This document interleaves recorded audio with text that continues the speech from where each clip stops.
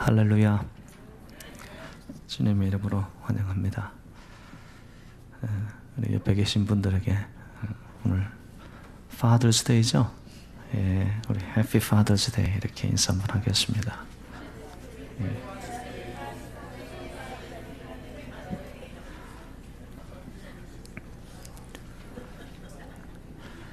예, 뭐 나는 아버지도 아닌데 뭐 인사하냐 이러신 것 같았어요. 다시 한번 우리 전후 좌우로 인사합시다. 주의 사랑으로 사랑합니다. 이렇게 한번 인사하시기 바랍니다. 네.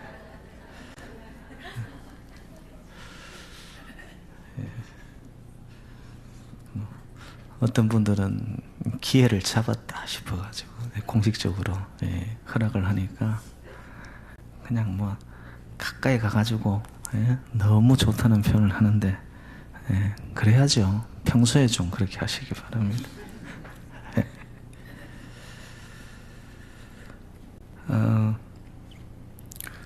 누가 저에게 예수 믿는 것이 무엇이냐라고 묻는다면 저는 세상과는 다르게 사는 것이다 라고 말하고 싶습니다.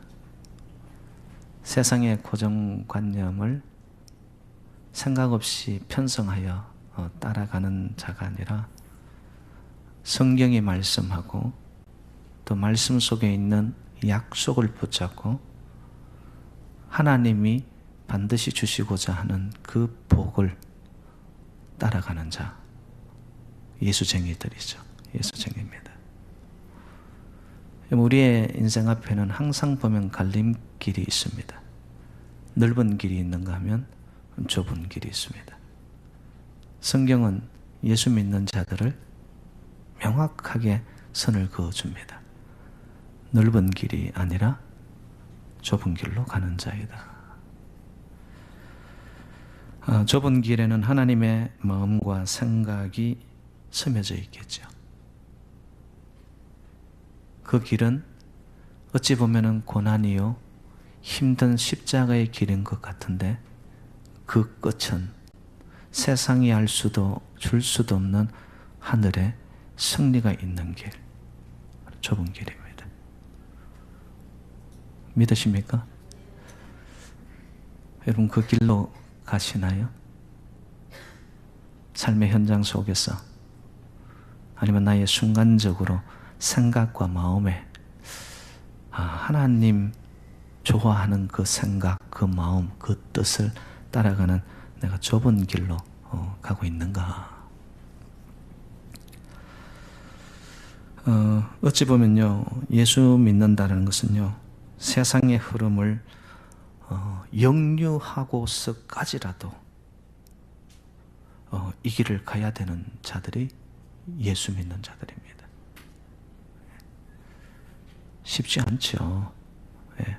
그런데 여러분, 언제나 내 살아가는 길이 이지고잉으로 가잖아요.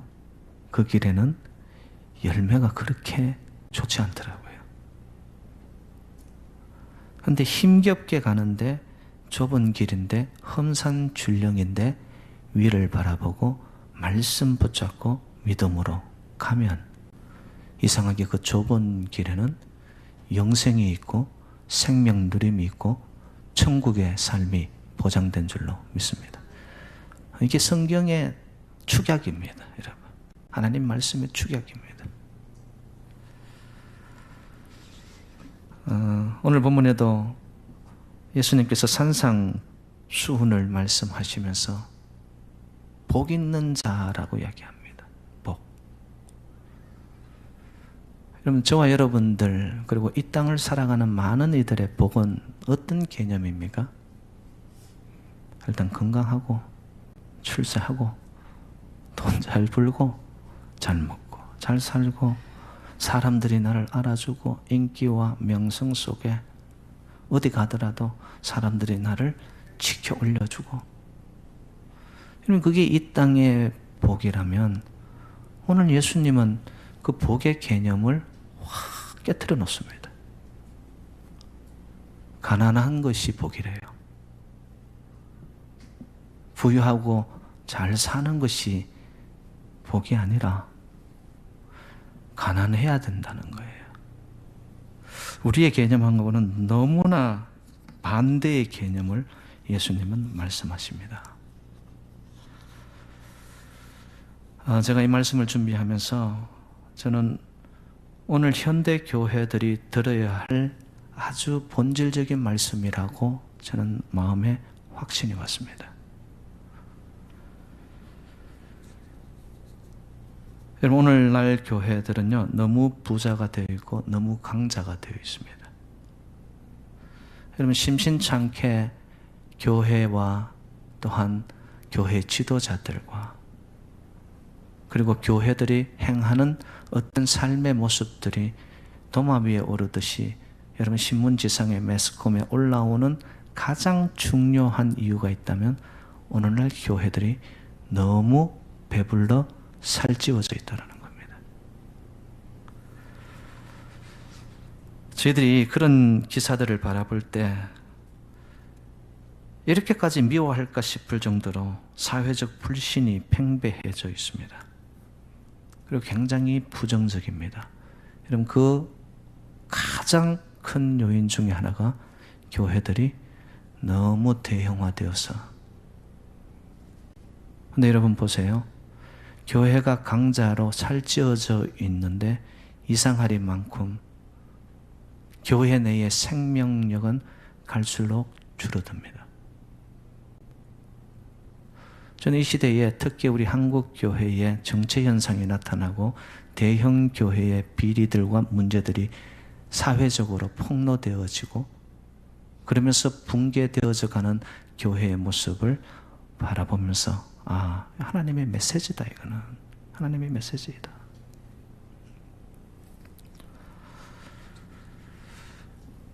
한국 교회가 만약에 두 종류만 있다면 제가 이렇게 한번 표현을 해볼게요. 대형 교회와 대형 교회를 지향하는 소형 교회. 큰 교회를 모델 삼아서 어떤 식으로든 교회 키우기에만 급급하다 보니 교회들이 그 안에서 누려야 될 본질이 빠져나가는 거예요. 교회 와서 웅성웅성거리고 거창한 무언가를 한 것 같은데 이상하리만큼 갈수록 심령은 메말라갑니다.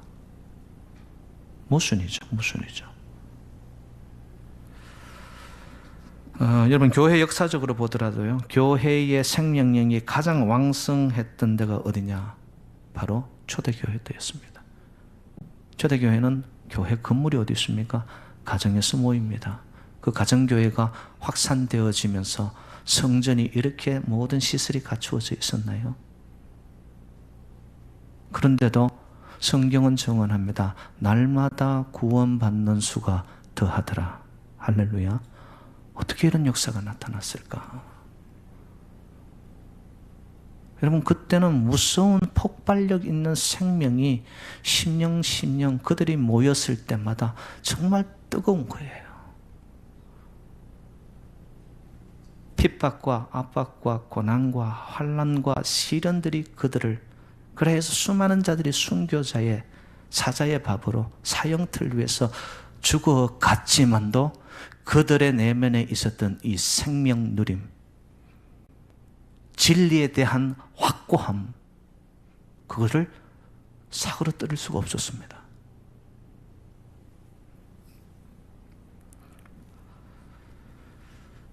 그런데 교회의 생명력이 언제부터 이 불길이, 타오르던 불길이 사그러들기 시작했나?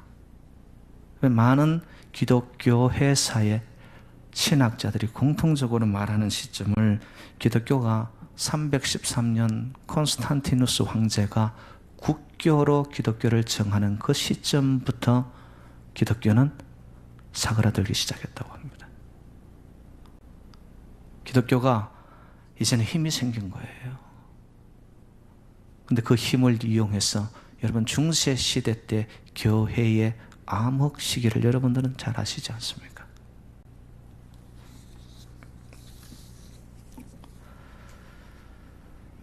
오늘 본문은 저희들의 모든 시선과 우리의 생각을 땅에서 하늘로 예수님이 끌고 가는 것 같아요. 진정한 복이 뭔지 아니? 정말 너희들이 천국을 원하니? 그렇다면 가난한 자가 되어야 된단다. 근데 그 가난이 봤더니만 심령이 가난한 자를 말합니다. 심령이 가난한 자. 오늘 본문 심령이 가난한 자는 복이 있나니를 헬라어로 쓰여져 있는 원어의 가까운 해석을 제가 한다면 이렇게 될 겁니다. 오 심령이 가난한 자의 복이여 하나님 나라가 그들의 것이라. 저와 여러분 천국에 대한 관심이 있으십니까? 정말 하나님 나라 여러분 심령에서 목마름으로 갈망하고 사모합니까? 그러면 어떻게 살아야 될까요? 가난한 자가 되어야 되는데 심령이 가난한 자가 되어라. 영어 성경에 이렇게 나와 있습니다. Blessed are the poor in spirit, for theirs is the kingdom of heaven. 그들의 것이 하나님 나라, 천국이 그들의 것이 된다라고 말씀하고 있습니다. 그러면 우리가 생각을 해봐야 될 것이 여러분 영입니다. 왜? 심령은 영어 성경에 말씀드린 바대로 spirit이거든요. spirit. spirit은 헬라어로 푸뉴마라고 이야기를 합니다. 푸뉴마는 숨을 말합니다. 호흡을 말하고요. 그리고 바람을 의미하는 것이 푸뉴마입니다. 왜 하나님의 영, 성령을 말할 때 바람의 비유로 푸뉴마라고 했을까? 여러분 바람이 눈에 보입니까? 안 보입니까? 바람은 눈에 안 보여요. 근데 바람이 있습니까? 없습니까? 있습니다. 엄청난 힘을 가지고 있습니다. 영이 눈에 보여요? 안 보여요? 안 보입니다. 여러분 영의 세계가 있어요? 없어요? 있습니다. 반드시 있습니다. 여러분 이 영이라는 것은요 육에 상반된 개념입니다. 내가 눈에 보여지는 육의 삶을 따라가는 동안에 그 끝은 무엇일까요? 죄와 사망입니다. 근데 보이지는 않는데 영의 세계, 다시 표현하면 천국이 보이지는 않지만 천국이 있는 것처럼 영의 삶을 추구하여 가다 보면 거기에는 생명이 있고 자유함이 있고 진정한 안식이 있는 줄로 믿습니다. 천국이 주는 축복이죠. 천국이 주는 축복이죠. 로마서 8장 13절 말씀입니다. 너희가 육신대로 살면 반드시 죽을 것이로되 영으로서 몸의 행실을 죽이면 살리라. 여러분 이 육의 것을 이길 수 있는 방법은 무엇으로? 영으로. 여러분 영으로 다스려야지만 육은 힘을 쓸 수가 없습니다. 내 의지, 내 고집, 그리고 나의 어떠한 디자이어, 이거로 내가 나를 다스려 봐야지 절대 되지 않습니다. 영으로 육을 다스리면 살리라. 아멘. 근데 그 다스리는 영으로 다스려지는 그곳에 봤더니만 왜일까요? 하나님의 영이 스피릿이거든요. 그래서 여러분 내가 내 의지대로 내가 심령이 가난한 자가 한번 되어봐야지. 여러분 그러면서 금욕하고 먹던 밥도 줄이고 이런다고 해서 내 안에 갑자기 하나님 나라가 임할까요? 그렇지 않습니다. 하나님 나라가 임하는 곳에는 하나님의 영이 나를 사로잡고 나를 통치하면 그곳은 그 심령은 천국인 줄로 믿습니다. 영과 영은 통하기 때문에. 영과 영은 통하기 때문에.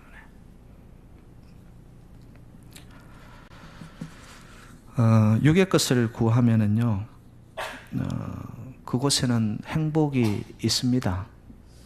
여러분 사실 그렇죠. 내가 갖고 싶은 것을 가졌어요. 내가 이 땅에서 이루고 싶은 무언가를 이루었어요. 행복이잖아요. 근데 그거는 상대적 행복이에요. 내가 이 정도로 올라서 최고인 줄 알았는데 이상하게 얼마 지나지 않아서 보니까 나보다 더 올라가고 더 가진 자가 생겼어요. 여러분, 이 땅의 행복들은 전부 하나같이 상대적 행복입니다. 절대적 행복은 없어요.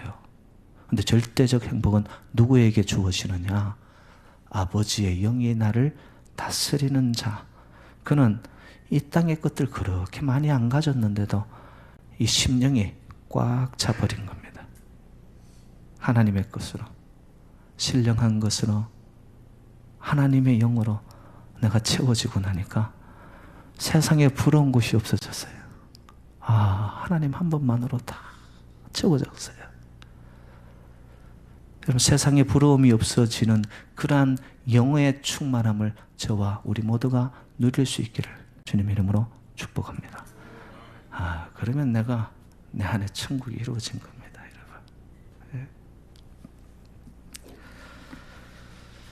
여러분. 그러면 목사님, 심령이 가난한 자라는 이게 어떤 의미입니까?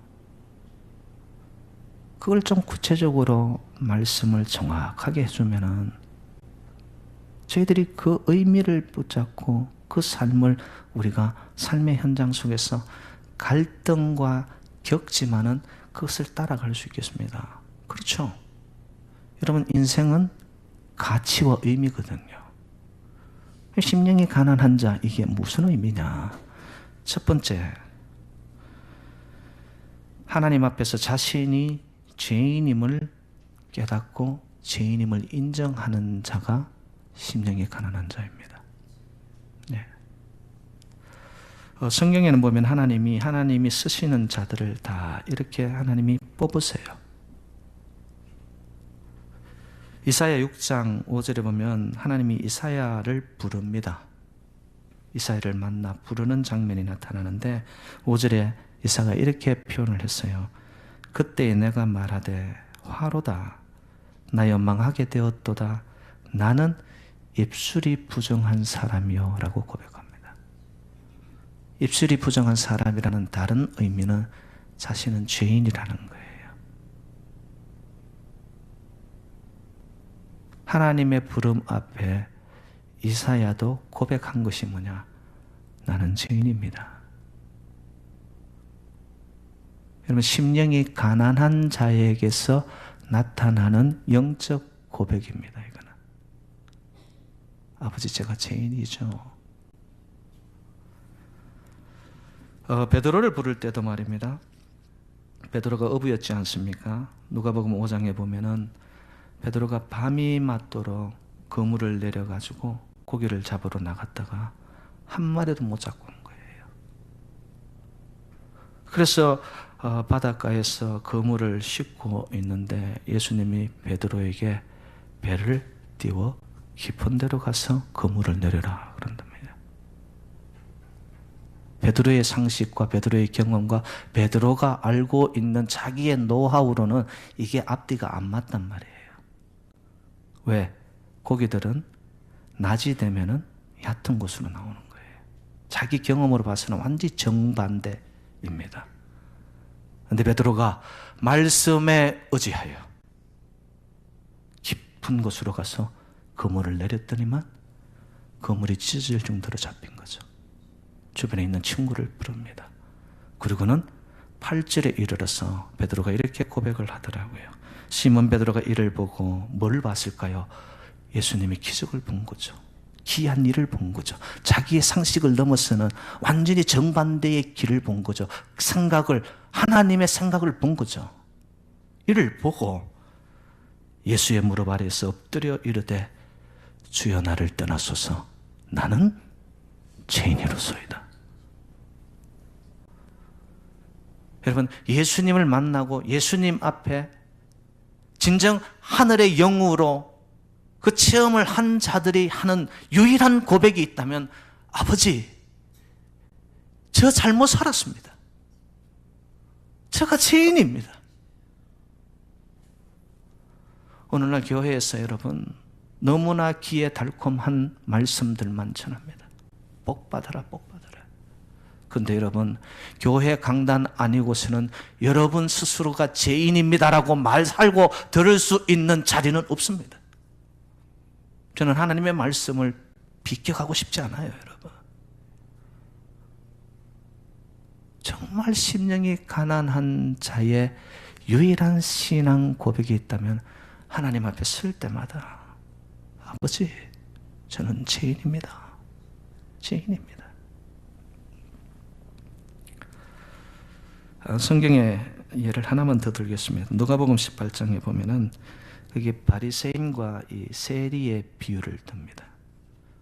여러분, 바리새인은 어떤 자냐면 스스로 의롭다 여기고요, 남을 멸시하고요, 성전에 들어올 때 그는 서서 큰 소리로 기도를 하는 자였습니다. 그런데 세리는 어떤 모습으로 나오느냐? 성전 가까이 앞으로 나갈 수도 없는 모습, 저 멀리 뒤에서 고개를 들 수 없어서 고개를 숙여. 근데 그 모습을 비교하면서 예수님께서 뭐라고 말씀하시느냐? 진정 의로운 자는 바리새인이 아니라 세리라고 이야기합니다. 세리라고 이야기하는 거죠.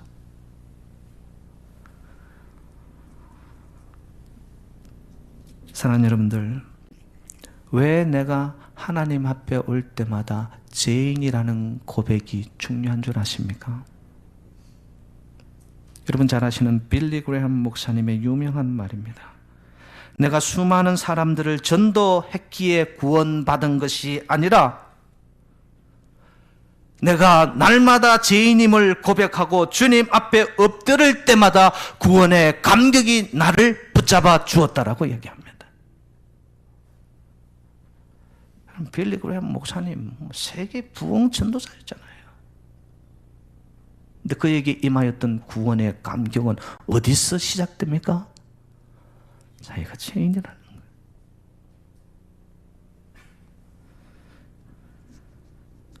죄인임을 고백하고 깨달을 때에 여러분, 구원의 소망이 저와 여러분에게 있는 줄로 믿습니다. 구원은 하나님 나라의 언어입니다. 전인격적 구원입니다. 이 땅은 우리의 육신을 좀 즐겁게 해줄 수는 있어요. 근데 여러분, 우리 전체를 채우는 구원은 없습니다.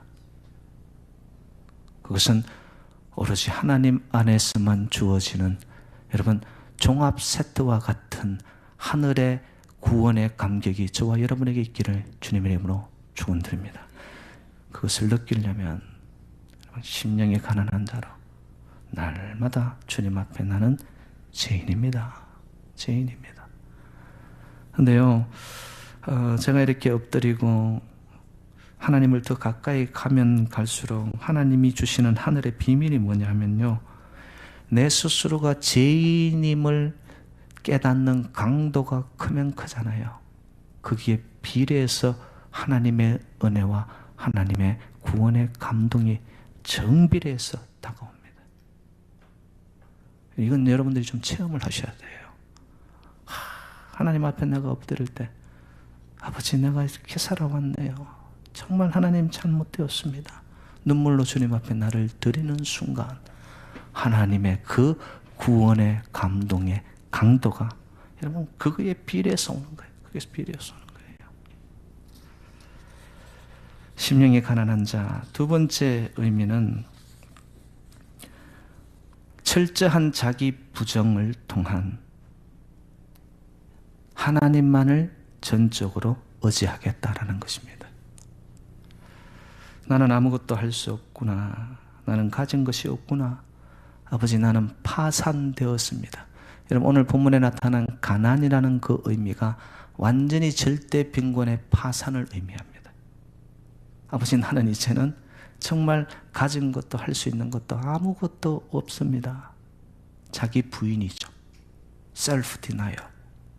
그걸 통해 가지고 이상하게 내가 아무것도 할 수 없다라는 고백으로 주님을 바라보니 전지전능하신 그 하나님의 능력이 나에게로 오며 주님만을 내가 의탁합니다, 의지합니다라고. 그 고백이 뭐예요? 심령이 가난한 자가 드리는 고백이다라는 거죠.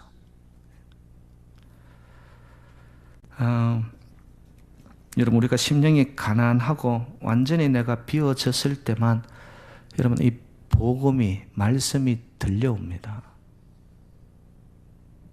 내가 아직도 능력이 있어.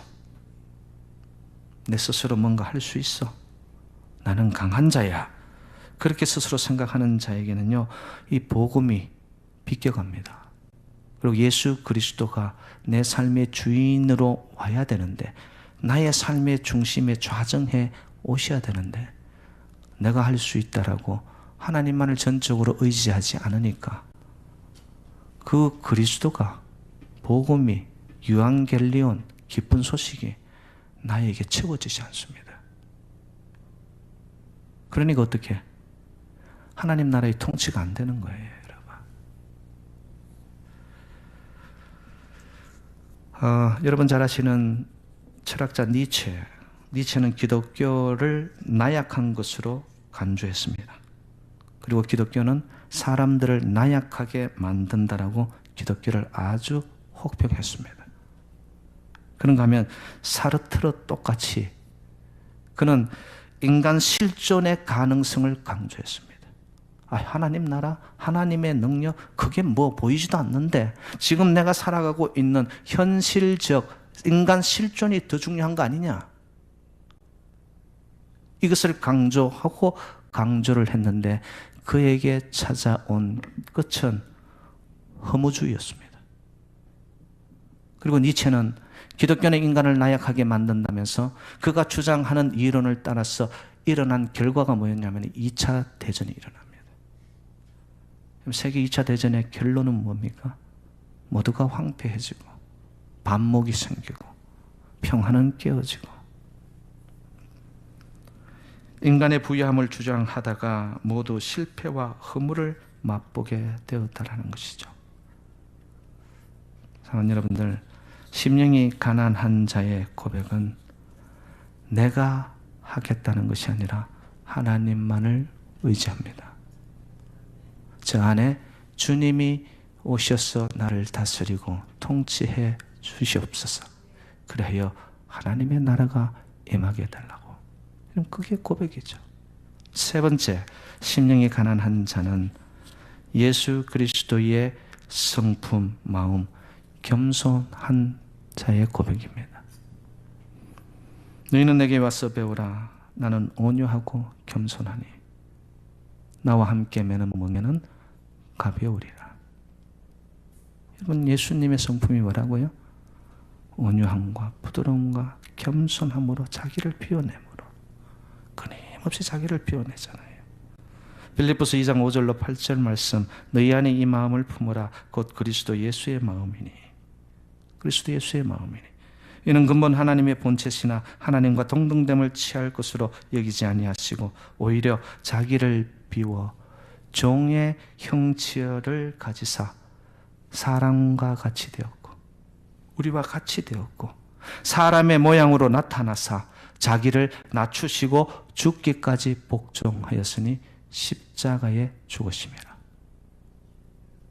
예수 그리스도의 겸손, 예수 그리스도의 마음, 그 성품이 뭐냐? 자기를 끊임없이 비워내는 거죠. 그리고 십자가의 죽음의 자리까지 자기를 다 비워내는 겁니다.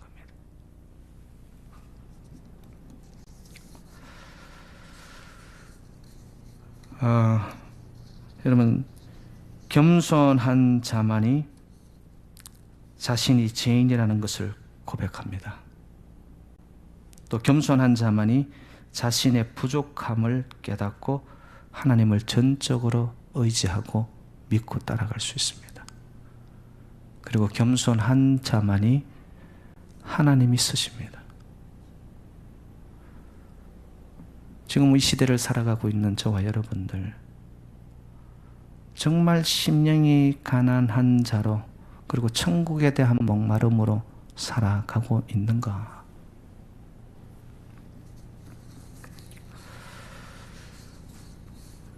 그리스 신화에 보면은 마이다스 왕이 나옵니다. 소원을 말하는데 만지는 것마다 금이 되게 해달라고 그랬습니다. 식사 시간에 밥을 떠서 밥을 먹는데 손이 되어 만져지니까 그 밥이 뭐로 바뀌어버리죠? 금이 되어집니다. 그럼 그래 되면 행복할까요? 물잔을 들고 물을 마시는데 그 손이 닿는 순간 물이 금이 되어버리는 거예요. 옆에 있는 아내를 손짓해서 터치를 하는데 아내가 금이 되어버립니다. 여러분, 이게 행복입니까? 그런데 하나님 나라는요, 이상하게 내가 비워집니다. 정말 파산되어서 아무것도 없는 것처럼 가난합니다. 끊임없이 내가 낮아지고 이제는 정말로 죽을 것 같아요. 그런데 이상합니다. 그 낮아진 자리를 통하여 아버지께서 역사하니까 우리를 새롭게 만듭니다. 비어진 곳에 채우기 시작합니다. 더 나아가서 풍족하게 넘치게 만드십니다. 사랑하는 새누리 성도들이시여, 여러분, 우리는 지금 하나님의 말씀과 하나님의 나라 천국을 지향하는 자라면 반드시 넓은 길이 아닙니다. 좁은 길입니다. 근데 그 좁은 길의 끝은 천국의 생명 누림의 영생의 자유함의 진리의 자유가 저와 여러분을 정말 모든 결박에서 풀리게 하는 진정한 해방과 자유가 우리 모두에게 주어지시기를 주님의 이름으로 축원드립니다.